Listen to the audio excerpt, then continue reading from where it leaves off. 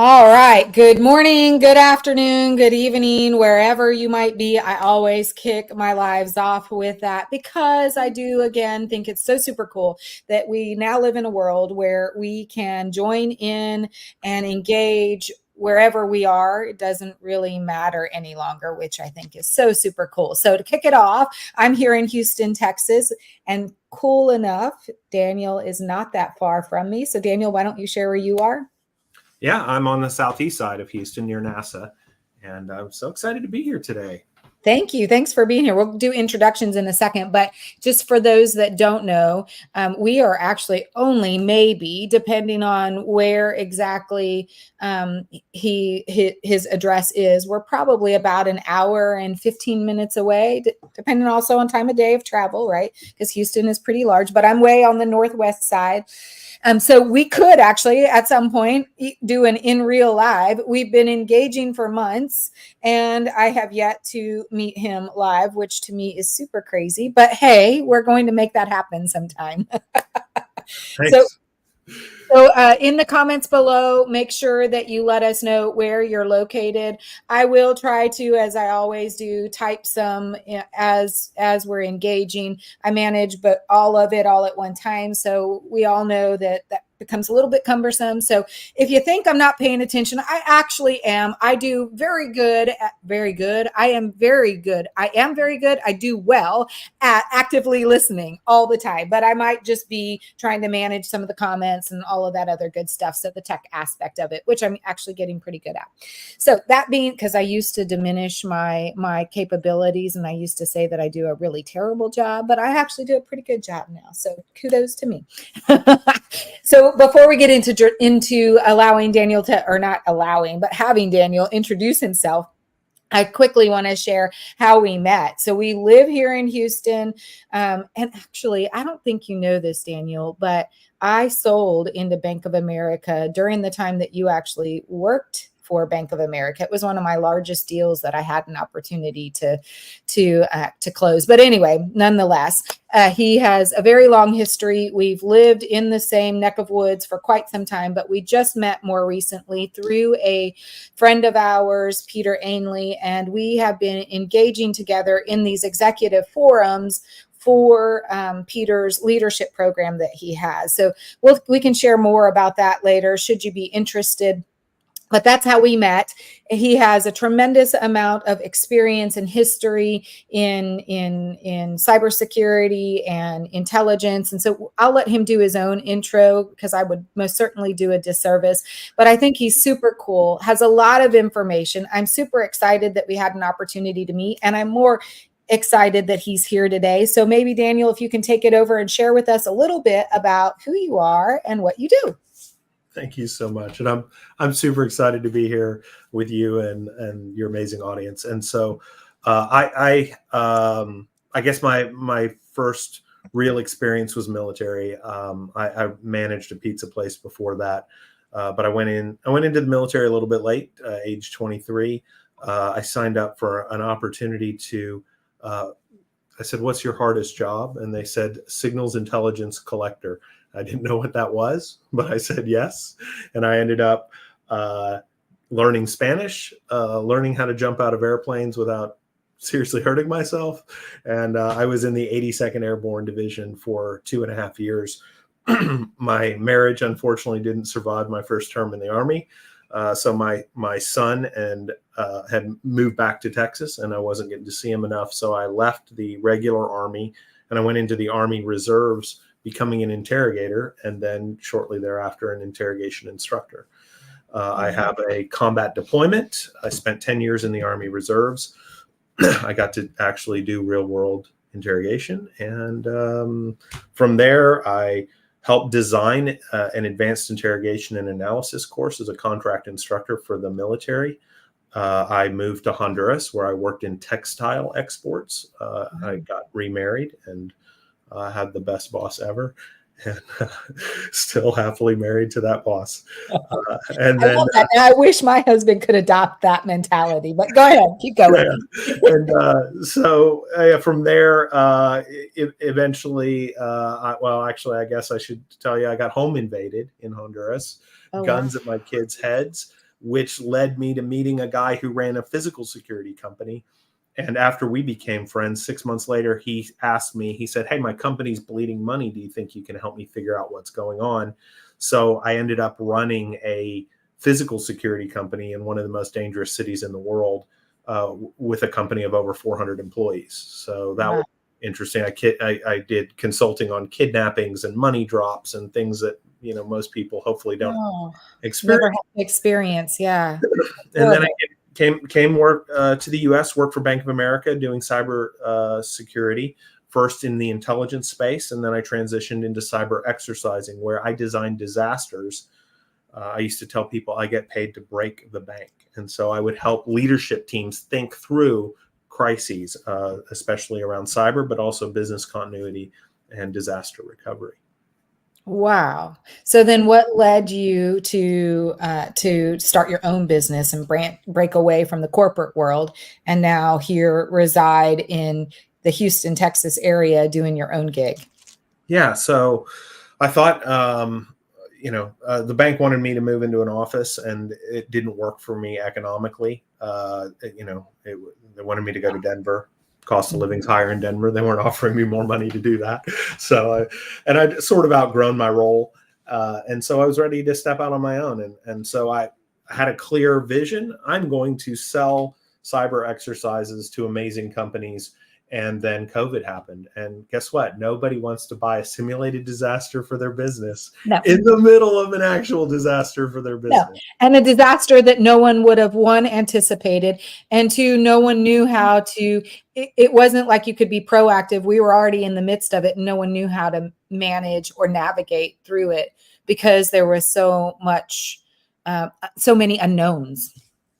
Yeah, there was a lot to sort out. And actually, pandemics are one of the types of exercises that you typically would simulate for a big business. What would you do if all your people were locked down? But obviously, COVID exceeded the expectations of most worst case scenarios, which happens, unfortunately, more often than not.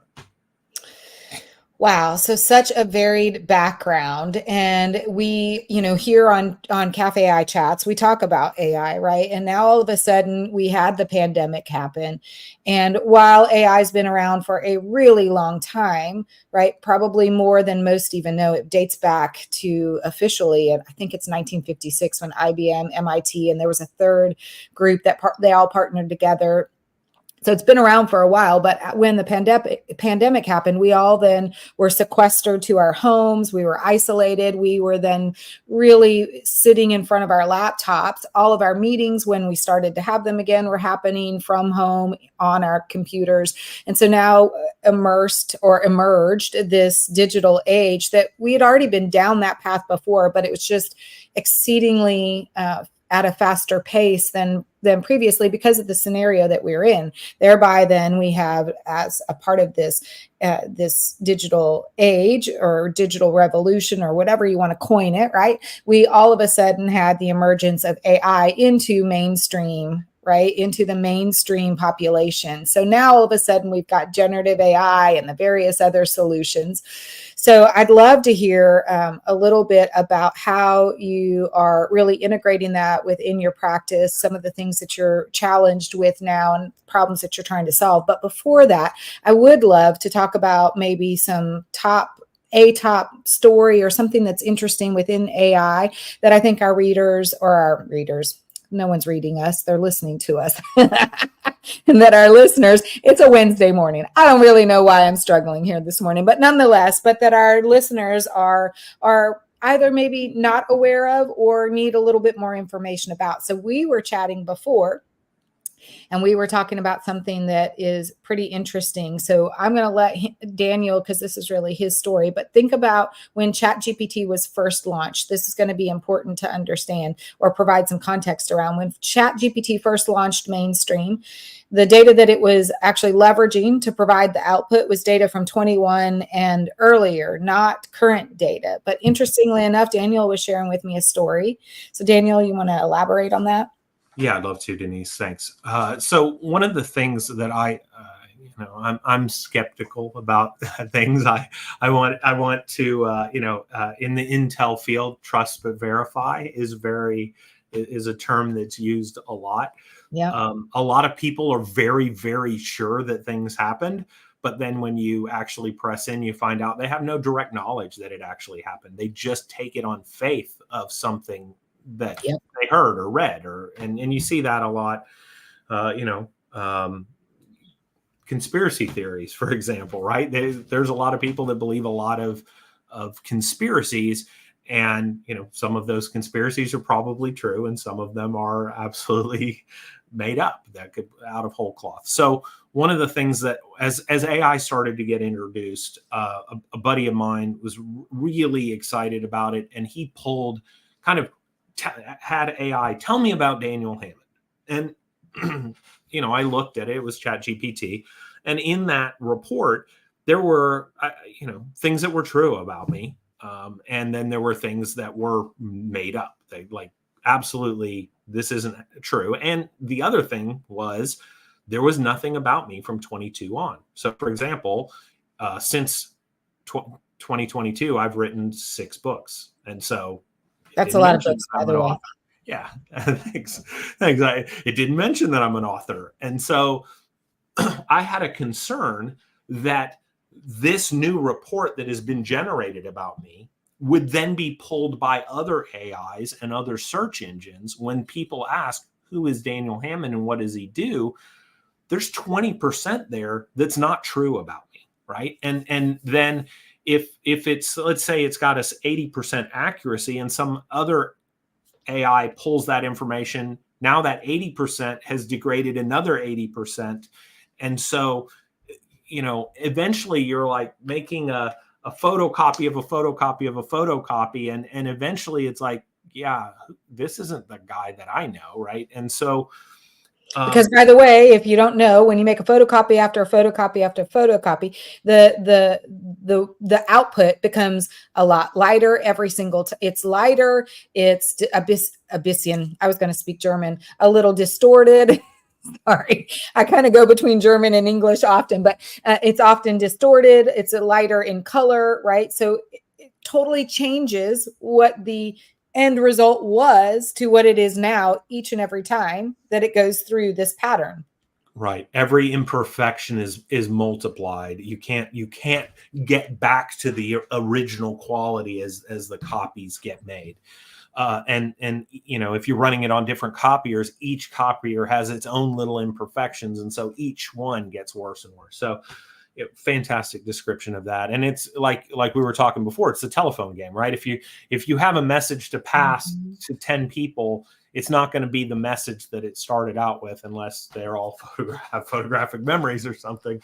But for the most part, I was worried about that information degradation. And one of the things that I've heard recently is that people have started to Google things with a date of, I want you to pull a result for me, only looking at information from 2021 and earlier.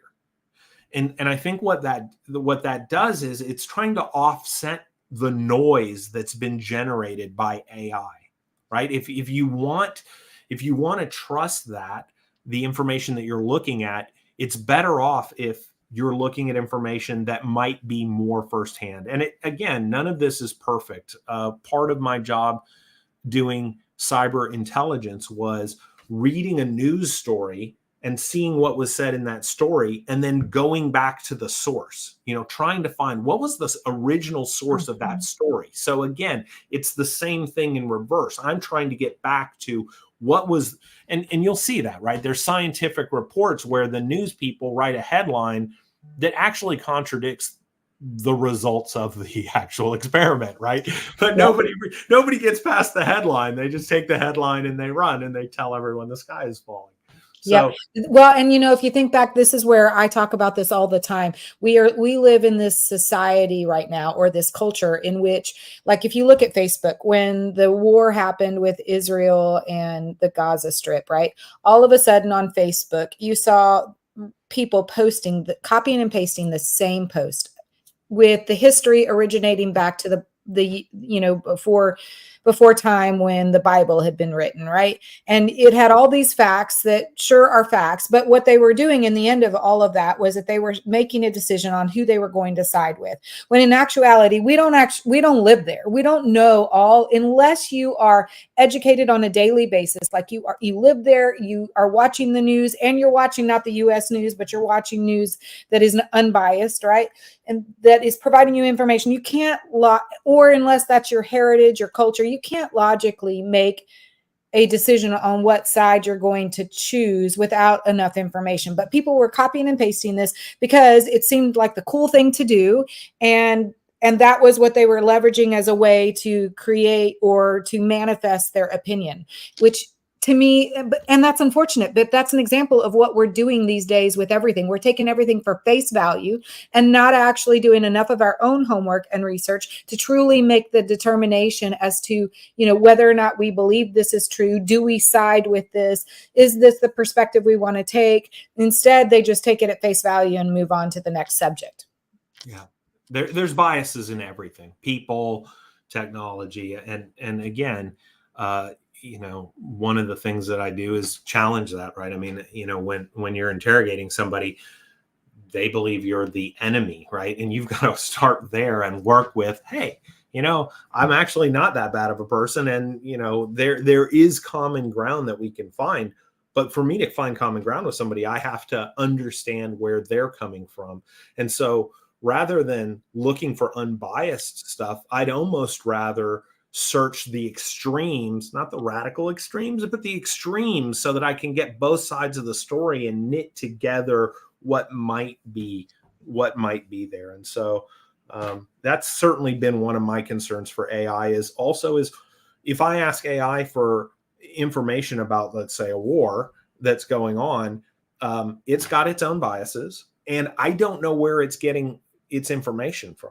So, if for example, 90% of the information says one thing because that went viral and everybody pushed it all over the internet, doesn't make it right, Mm-hmm. And so, but the AI might determine, well, if everybody is using this source, then I'm going to use that source. It's got to be a viable source, right?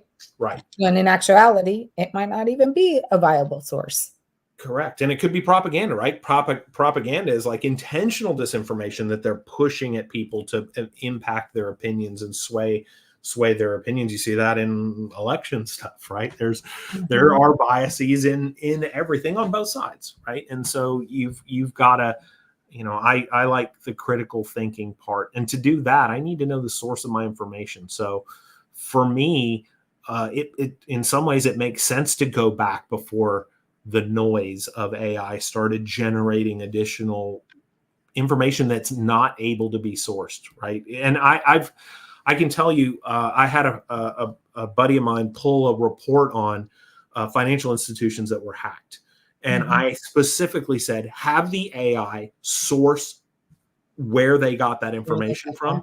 And every link in that list was a dead end.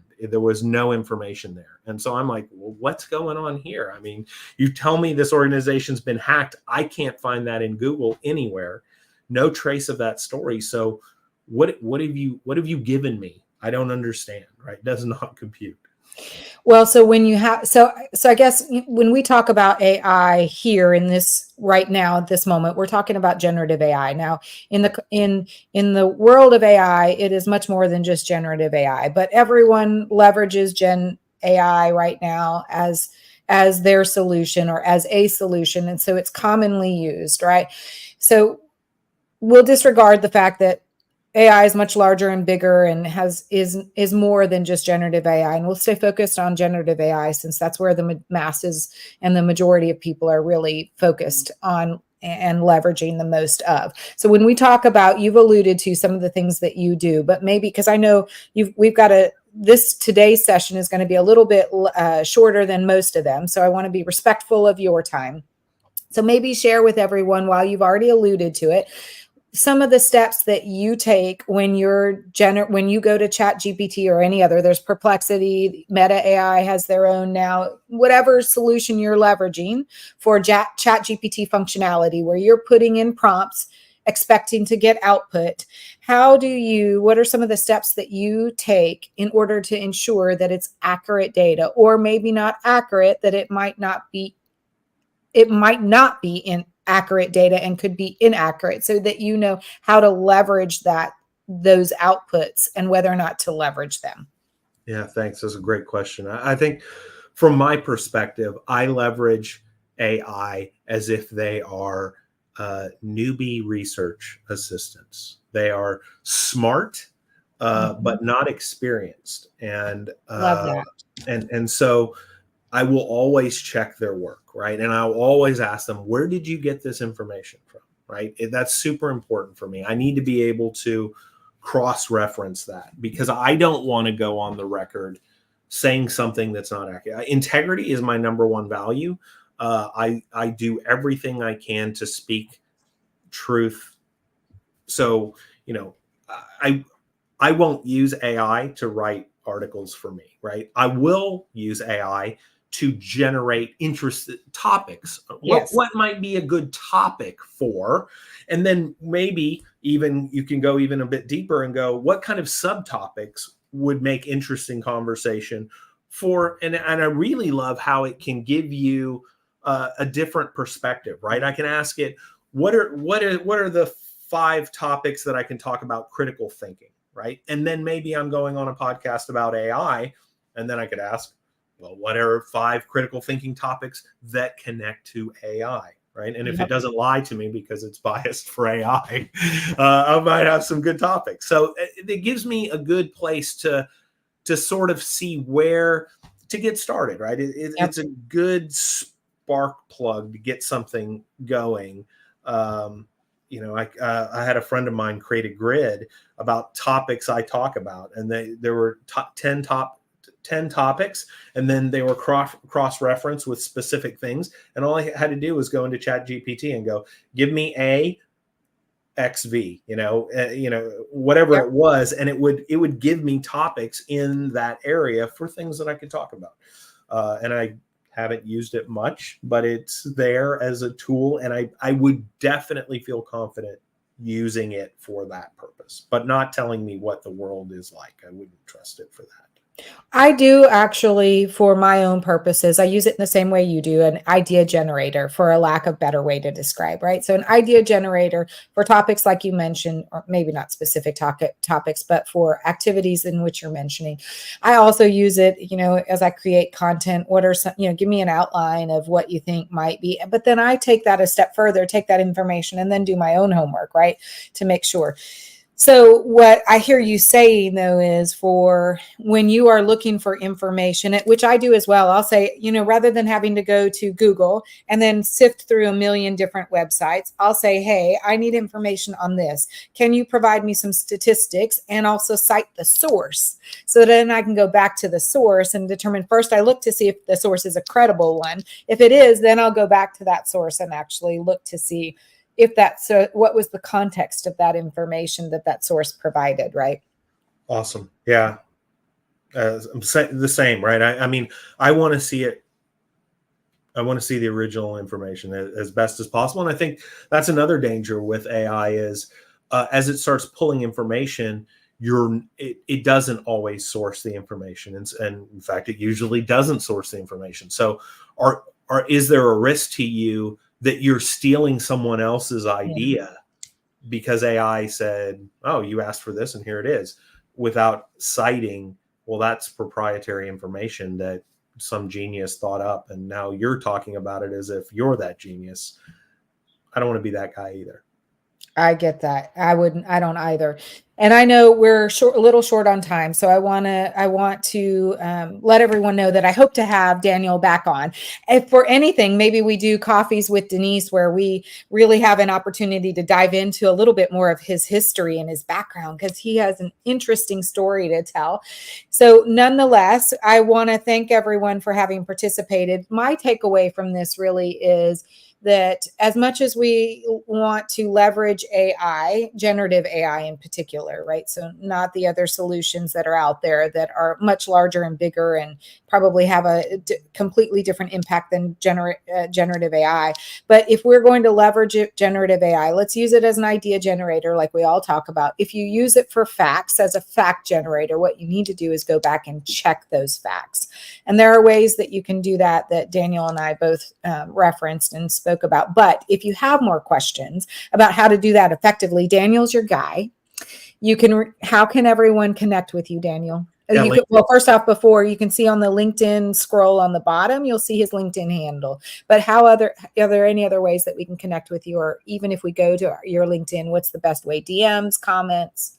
Yeah, absolutely. I have two companies that I run. One is businessinterrogation.com, and that's my asking hard questions website. And then I also have a company called Customer Driven Leadership, which is how to optimize your organization and empower your people to help you construct the organization that you want to run. And so it's a business operating system.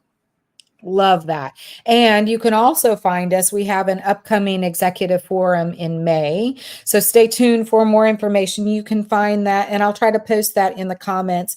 But Daniel's events will have it listed there. My events will have it listed there. And Peter Ainley, Ainley. It is his forum. So the event originates under him. You can find it there as well. And we'll post about it as we get closer to that event, in which we'll talk about AI and the impact with leadership. So we did a first session. The second round will be a little bit more specific as to what AI has, some of the symptoms of having introduced AI into organizations and leadership. So that being said, I am super excited that you're here. I want to thank everyone who joined us this morning. We do Caff-AI Chats on Wednesday mornings at 9 a.m. I, as everyone knows, talk about sales, AI, and humanity. This really fits under the AI umbrella. Sales is Celebators on Tuesday mornings, and humanity is Coffees with Denise on Fridays. I look forward to seeing everyone here next week. You can find me as well. I'm doing another live at 11 o'clock, so in an hour and a half or so. I'll be doing Blue TV where we talk about social selling, LinkedIn, and those types of things. So thank you everyone for being here. Daniel, thank you for having been here. I look forward to having you back on stage. We'll have to talk about that. Otherwise, everyone knows how to reach out to us. If you don't, we'll try to put some information in the show notes later on in the comments. And have a wonderful rest of your day. Happy Hump Day, and we'll see you guys again here soon. And we're always here on LinkedIn, one way or another. Thanks, Thank you, everyone.